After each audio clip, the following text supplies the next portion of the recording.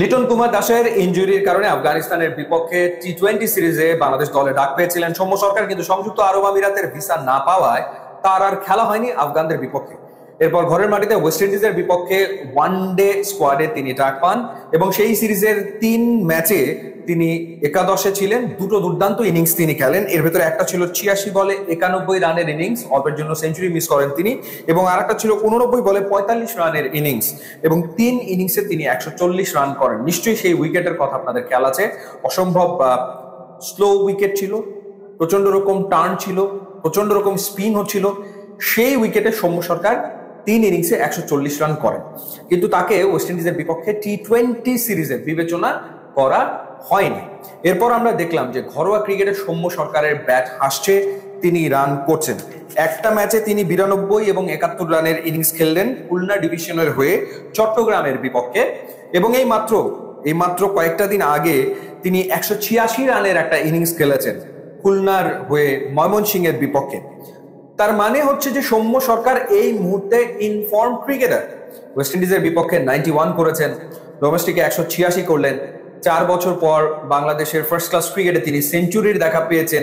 এর আগে বোথ ইনিংসে তিনি হাফ সেঞ্চুরি করেছেন, যার ভিতরে একটা ছিল 90+, অর্থাৎ 92 করেছিলেন, আর একটা 71। সো সেই ইনফর্ম সৌম্য সরকারকে বিবেচনা করা হলো না আয়ারল্যান্ডের বিপক্ষে 3 ম্যাচের টি-20 সিরিজের জন্য। অথচ যেই স্কোয়াড নির্বাচকরা দিলেন, সেই স্কোয়াডে তারা রাখলেন 4 জন উইকেট কিপারকে। লিটন কুমার দাস ক্যাপ্টেন, তিনি তো রয়েছেন, তিনি তো উইকেট কিপিং করেন।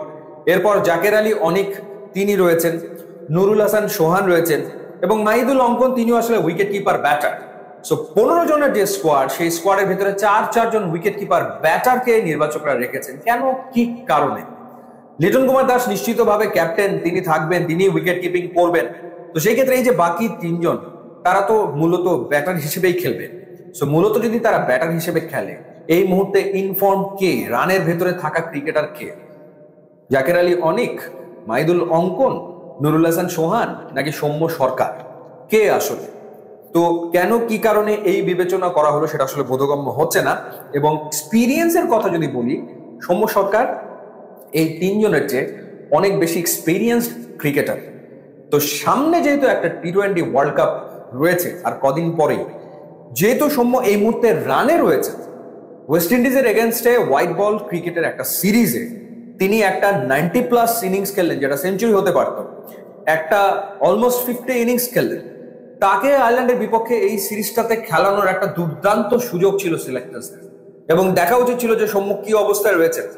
সৌম্য যেভাবে ইনফর্ম রানে রয়েছেন, তিনি যদি এই সিরিজে রান পেতেন, তাহলে ডেফিনেটলি মানে একটা হাই হোপ নিয়ে তিনি ওয়ার্ল্ড কাপে যেতে পারতেন, বা বাংলাদেশও বেটার কিছু এক্সপেক্ট করতে পারতো। সেখানে অফ ফর্ম ক্রিকেটার, যাদের দলে টিকে থাকা নিয়েই কথা হচ্ছে যে আদৌ তারা দলে টিকে থাকবে কিনা, তাদের ওপরে আস্থা রাখলেন বিসিবির নির্বাচক। এই হচ্ছে বাস্তবতা। YouTube, Instagram